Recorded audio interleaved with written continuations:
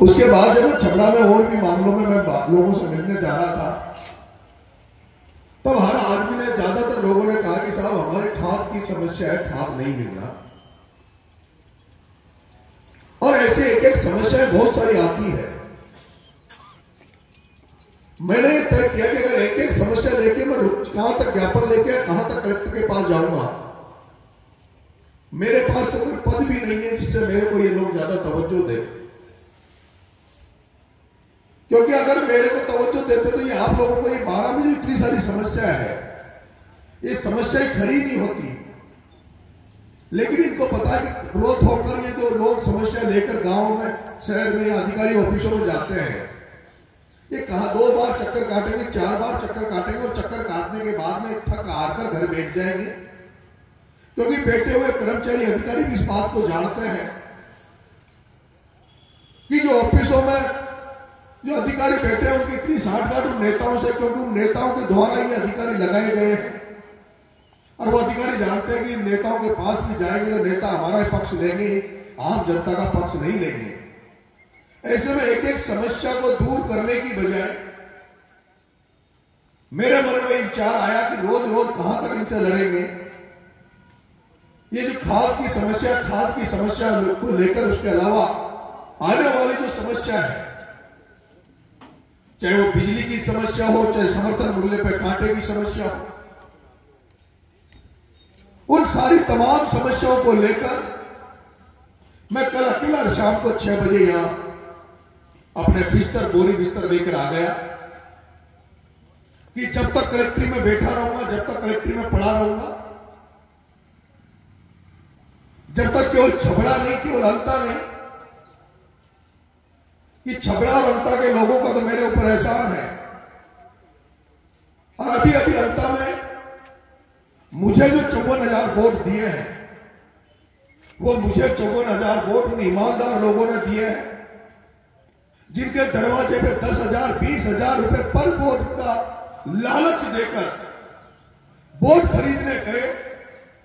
लेकिन उन 54,000 अंतर के उन ईमानदार लोग जिन्होंने उन पैसों को ठोकर मारी, उसी प्रमोद जैन भाई के पैसों को ठोकर मारी, उसी दलालों के पैसों को ठोकर मारकर 54,000 वोट मुझे दिया, ये मेरे ऊपर अंता की जनता ने एहसान करा।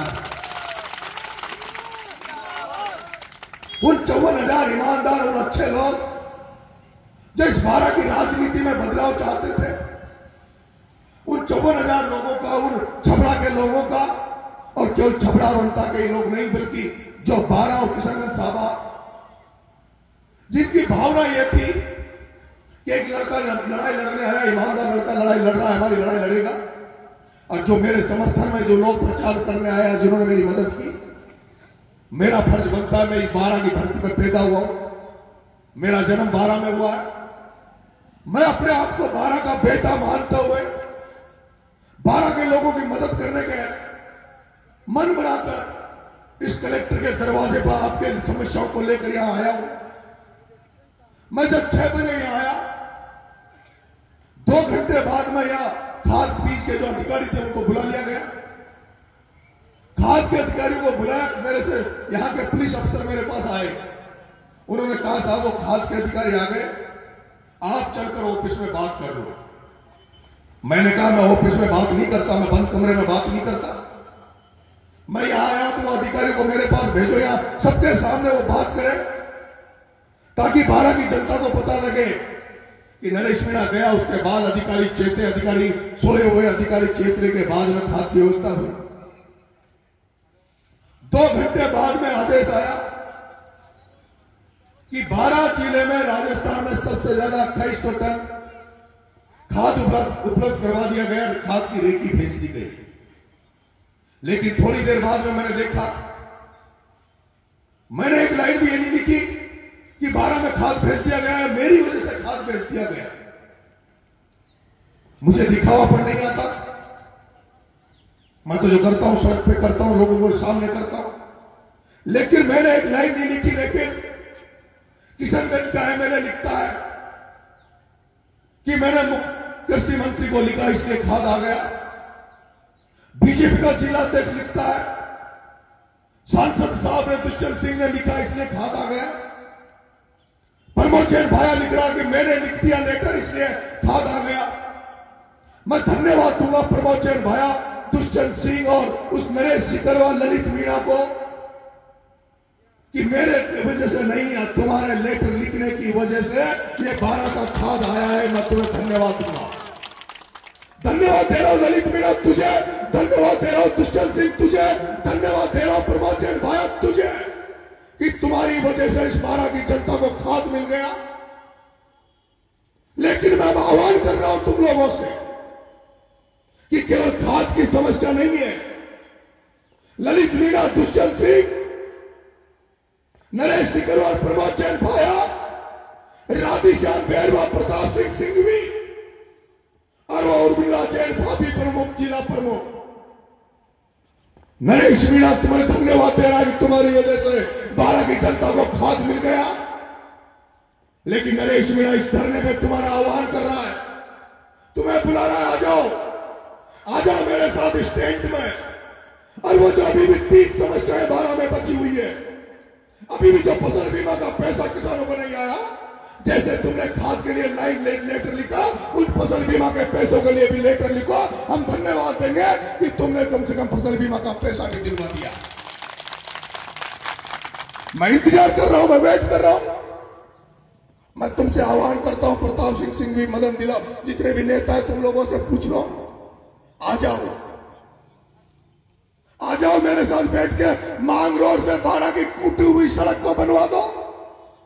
आ जाओ मेरे साथ, जो ये समस्याग्रस्त लोग बैठे इनकी समस्याओं को दूर करवा दो।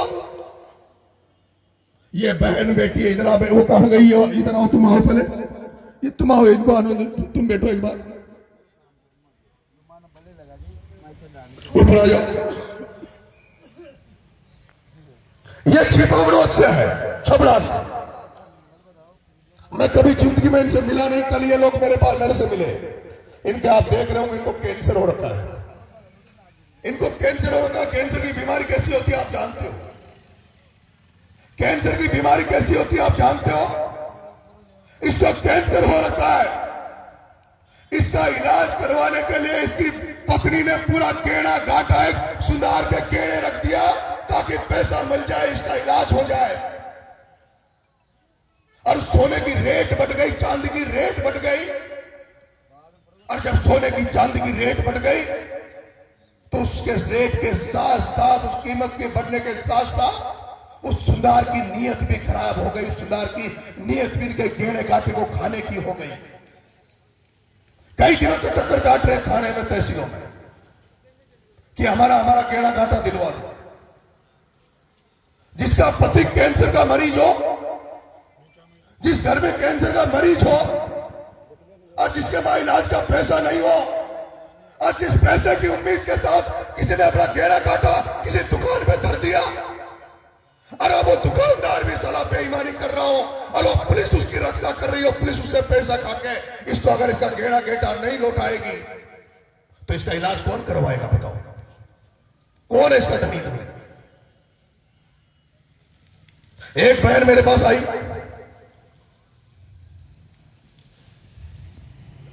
ये कल से मुझे ढूंढ रही थी, छपड़ा गई मुझे ढूंढने। इसको पता लगा नरेश मीणा धरना देकर कलेक्ट्री में बैठा है, ये मेरे पास आई।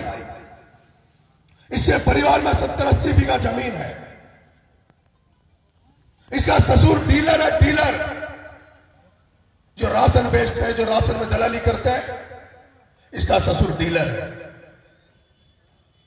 लेकिन वो ससुर, वो निकम्मा ससुर, और इसका देवर, जिसकी इसकी नीयत खराब है इसकी जमीन को हड़पने की, 70 बीघा जमीन में से केवल इसने 10 बीघा जमीन अपने घर में से ली। ये महिला जो उसका पति, जिसका पति अनफिट है, पूरी तरह मानसिक रूप से सक्षम नहीं है, उसने 10 बीघा जमीन में इसने सरसों बोई। वो वीडियो होगा मेरे भाई। 10 बीघा, अगर कोई मीडिया वाले, वैसे तो आते नहीं है मेरे को, 2-3 मीडिया वाले, अन्नू भाई दिख रहा है, एक भाई लक्ष्मी जी नागर साहब दिख रहे हैं। मैं 12 के मीडिया वालों तुमसे कह रहा हूं, देख लो, इस नजारा देख लो, 12 की धरती में 12 के पीड़ितों का नजारा देख लो। इस बहन ने 10 बीघा जमीन बोई, 10 बीघा खेत में सरसों की जमीन, सरसों की फसल बोई।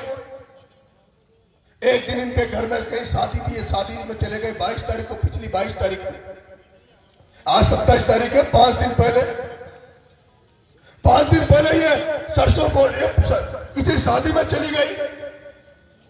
इसके ससुर और उसके 4-5 लोगों को ले जाकर रात के समय पूरी सरसों में जो हम लोग घास फूस को मारने की दवाई छांटते हैं, इसकी 10 बीघा की सरसों में पूरी वो दवाई छिड़क दी और पूरी सरसों को नष्ट कर दिया। 10 बीघा की सरसों को उसको नष्ट कर दिया। ये महिला थाने में जाती है,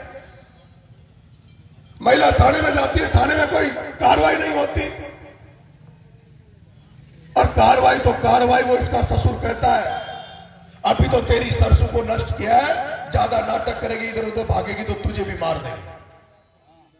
ये महिला कल रोती हुई मेरे पास आई, इसके साथ ये महिला आई है। ये इसकी गवाही है, ये इसकी गवाही है कि हम इसके साथ, इस बच्ची के साथ गलत हो रहा है, इस बेटी के साथ गलत हो रहा है। अगर कल ये बेटी आत्महत्या कर लेगी, अगर ये बेटी कल प्राण दे देगी तो उसका जिम्मेदार कौन होगा? मैं बारा की जनता से पूछना चाहता हूं। अरे इसका जिम्मेदार, अगर इसने प्राण दे दिया, मर गई, तो इसकी हत्या का केस केवल इसके ससुर पे नहीं लगेगा, इसकी हत्या का केस केवल इसके देवर पे नहीं लगेगा। ये अगर मर गई तो इसकी हत्या का दोष इस कलेक्टर पे, एसपी पे तो लगेगा ही लगेगा। पर अगर जो लोग, बारह के लोग मेरी बात को सुन रहे हैं, अगर इस बच्चे को न्याय दिलाना है, इस बेटे को न्याय दिलाना है, तो इस धरने में 12 के लोग बिना बुलाए, बिना निमंत्रण के आ जाना है। और अगर नहीं आए, इनके साथ कुछ अनहोनी होती है, ये मरते हैं, तो उसमें प्रशासन के साथ साथ, इनको लूटने वालों के साथ साथ मैं बारा की जनता को भी दोषी मानूंगा। क्योंकि बारा की जनता अभी तक दोषी इसीलिए दोषी है क्योंकि इन चोरों को चुनाव जिताती, जो चोर इन गरीबों को मारने का काम कर रहे, जो इन गरीबों को कल खून चूसने का काम कर रहे, गलत अधिकारी लगाकर इनको लूटने का काम कर रहे। क्या मैं गलत हूं? क्या हमारा दायित्व नहीं बनता? सब लोगों का, बारा की जनता का दायित्व नहीं बनता? क्योंकि अगर मैं लड़ रहा हूं, बहुत सारे कागज आ गए, ये कागज अब तक आए, ये शिकायतें आई हैं, ये शिकायतें आई हैं। मेरे पास क्या है? मैं किस दम पर बात करूं कलेक्टर से, किस दम पर बात करूं एसपी से, मैं किस दम पर बात करूं कलेक्टर से, किस बात करूं कलेक्टर से?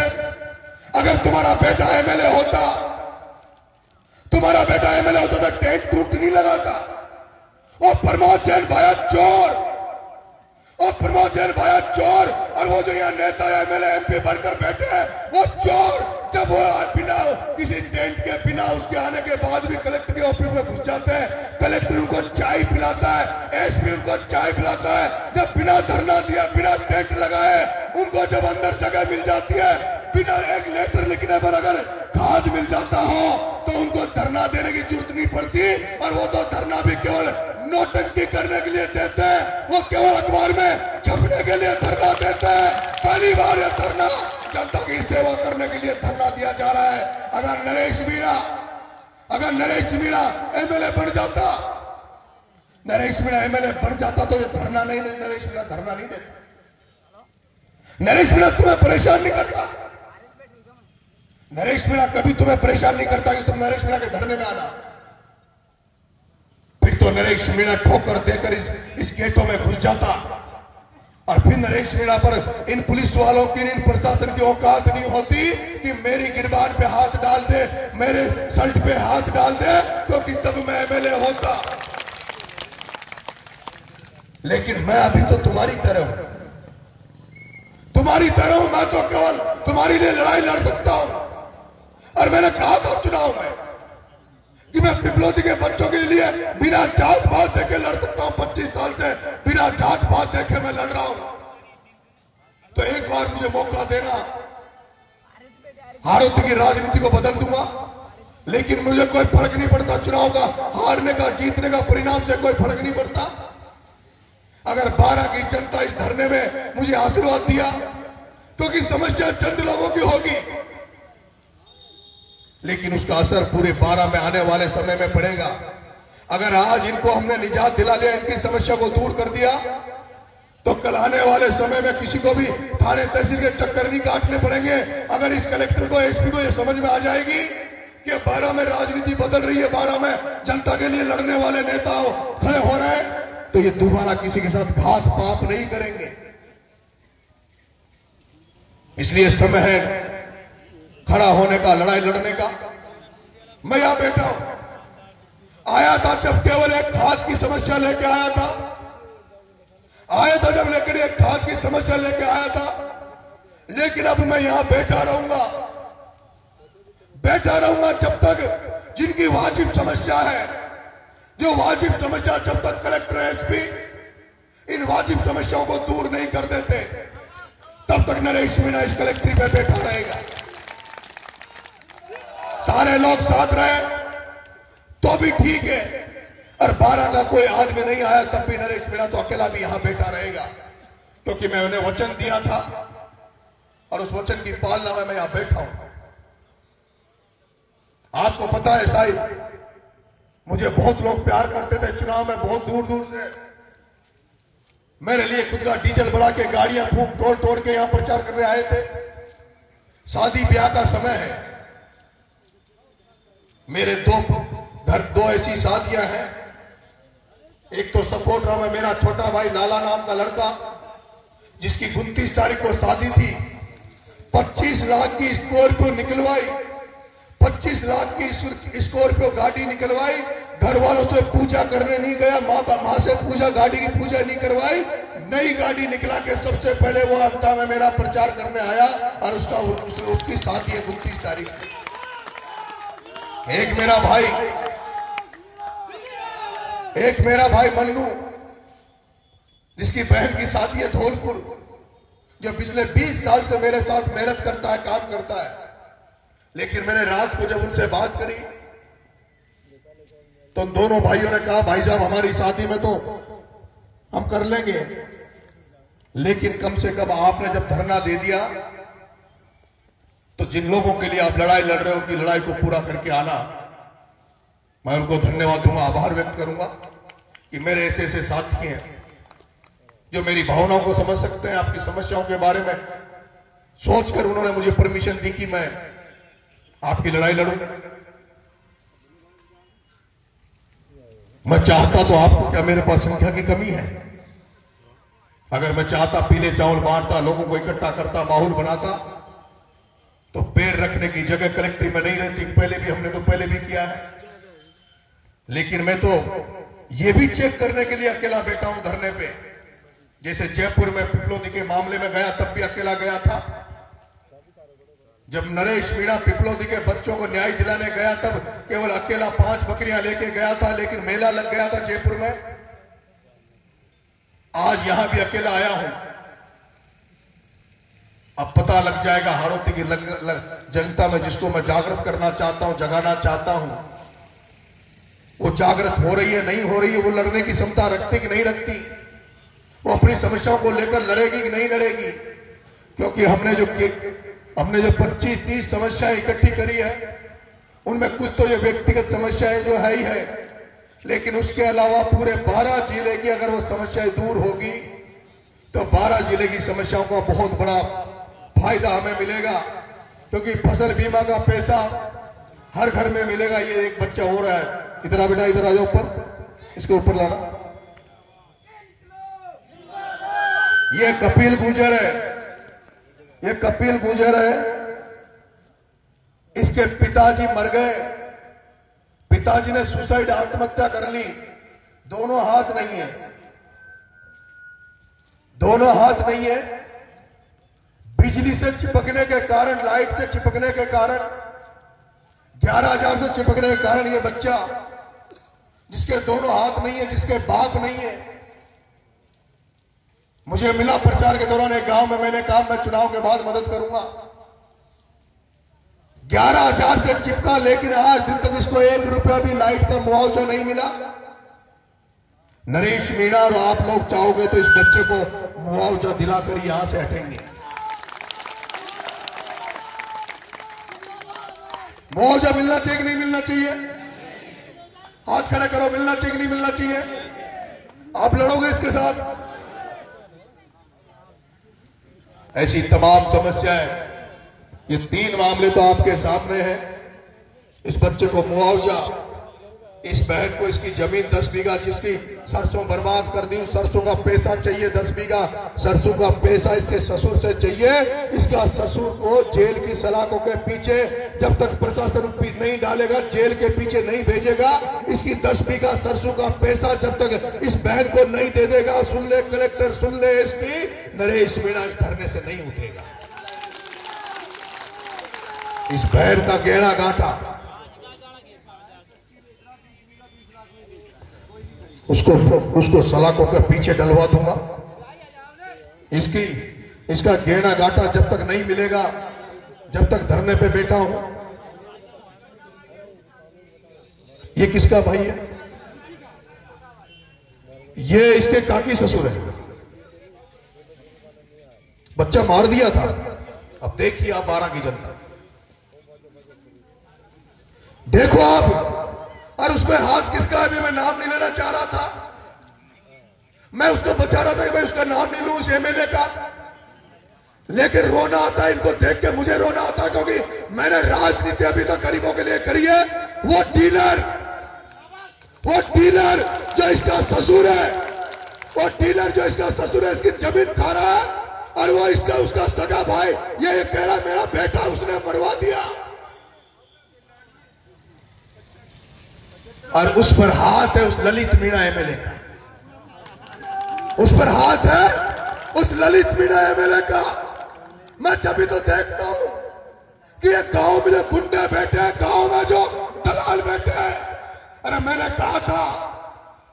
कहा था इस प्रमोद जैन भाया नाभी रावण को मरवा दो मेरे से चुनाव में। और ये जो कुंभकर्ण मेघनाथ बन के जो गांव में बैठे हैं, इनको बाद में मार देंगे। लेकिन दुर्भाग्य ये रावण बच गया। लेकिन अब समय आएगा जब रावण भी मरेंगे, ये भी मरेंगे। वो डीलर ललित मीणा विधायक एमएलए, किशनगंज बीजेपी के एमएलए, ललित मीणा सुन ले, तूने खाद दिलवा दिया तो ललित मीणा इन किशनगंज वालों को न्याय भी दिलवा दे, इनको जमीन दिलवा दे। उस डीलर को छोड़कर इनके साथ खड़ा हो जाए ललित मीणा। मैं यहां बेटे सर समाज से कहूंगा, लोग मेरे को जोड़ देते हैं जात पात से। नरेश मीणा किसी जात पात का नहीं है, पैदा किसी समाज में हो गया। मेरी जाति गरीबों की सेवा करना, गरीबों की सेवा करना मैंने अपना धर्म बना रखा है। और इसमें मैं चाहता हूं कि सारे लोग मेरी मदद करें और इस धरना का समर्थन करें, धरने को आशीर्वाद दें। अगर ये समर्थन एक दिन का समय, कुछ समय निकाल कर आप लोग, क्योंकि धरना एक दिन नहीं चलेगा, धरना जब तक ये समस्याएं खत्म नहीं होगी जब तक चलता रहेगा। लेकिन अगर आपका आशीर्वाद, आपकी ताकत मुझे मिलती रही तो मेरे अंदर जज्बा रहेगा, हौसला रहेगा, आगे लड़ाई लड़ने का और मजबूत मन करेगा। क्योंकि सब कुछ आपके ऊपर है, जनता के ऊपर है। इस जनता की लड़ाई को आप सब लड़ेंगे, ऐसी मैं उम्मीद करता हूं। बहुत बहुत धन्यवाद। जो भी लोग समस्या लेके आ रहे हैं, जो भी लोग समस्या लेके आ रहे हैं, मेरे को समस्या बताने की जरूरत नहीं है।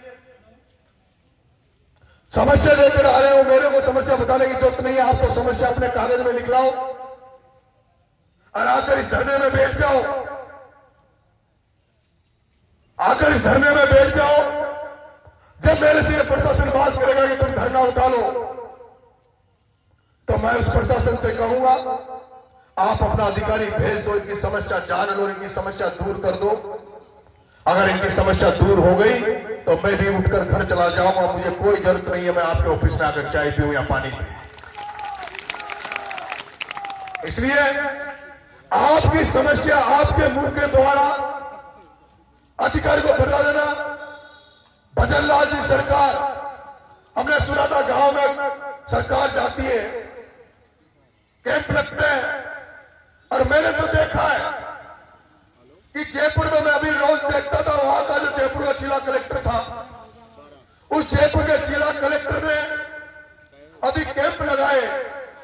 हजारों रास्ते जो बंद पड़े थे, खेतों के रास्ते, जो डिस्प्यूट थे, जो कब्जा करा रखे थे या रास्ते जाम कर रखे थे, उनको जयपुर के कलेक्टर ने जा जाकर सारे रास्ते खुलाए। और वो रास्ते टीवी पे भी आए थे, अखबारों में भी आए थे कि आज कलेक्टर ने जमुआ रामगढ़ में 200 रास्ते खुलवाए, आज कलेक्टर ने दूदू में रास्ते खुलवाए, आज चाकसू में रास्ते खुलवाए। मैं 12 के जिला कलेक्टर तोमर तुमसे कहना चाहता हूं, इस ऑफिस में बैठे रह करके एसी में, गर्म एसी में बैठकर गर्मी लेने से और केवल दुष्यंत और वसुंधरा की चमचागिरी करने से, बीजेपी की चमचागिरी करने से काम नहीं चलेगा। सड़कों पर निकलो, ग्राउंड पर निकलो, फील्ड में जाओ, समस्या सुनो, समस्या सुनो। मैंने देखा है कई शमशान घाटों के रास्ते नहीं है, खेतों के रास्ते नहीं है। इसलिए आप जो लोग समस्या ला रहे हैं उनको बहुत ही शॉर्ट रूप में 5 लाइन में लिख कर लाओ, केवल 5 लाइन में कि भाई हमारी ये समस्या है, हमें ये दिक्कत है, और मैं बैठा हूं। लेकिन ऐसा नहीं है कि कल तक ये हमारी समस्या को सुन ले, समस्या सोल्व आउट हो जाए और कल के बाद भी परसों तरसों आएगी साहब बाकी समस्या रहेगी, तो मुथा की समस्या घर में जाओ तो पूछवा न जाओ। मां भी दूध जब पिलाती जब बच्चा रोता है, मां भी दूध बच्चों को तभी पिलाती जब बच्चा रोता है। अगर लगता है क्योंकि ये राजस्थान की जनता अदालत पहली बार कलेक्ट्री 12 में लग रही होगी, शायद ऐसा पहले बार राजस्थान में तो कहीं किसी ने नहीं देखा होगा कि एक व्यक्ति जनता को साथ लेकर कलेक्ट्री में जनता दरबार लगाए और जनता की समस्याओं को कलेक्टर के सामने रखे। ये जिला कलेक्टर और एसपी इसीलिए तो बैठे, ये भी जनसेवक है, जनता के नौकर है, मालिक बनने का प्रयास नहीं करे। ये कलेक्टर एसपी मालिक बनने का प्रयास नहीं करे, जनता के नौकर है, और जब जनता के नौकर है तो नौकर बनने का अपना कर्तव्य फर्ज पूरा करें और फर्ज पूरा करके इनकी समस्याओं को सुनकर एक एक समस्या का निजात दिलाने का काम करें। यह आशा मैं इस प्रशासन से करता हूं। बहुत बहुत धन्यवाद। राम राम साहब।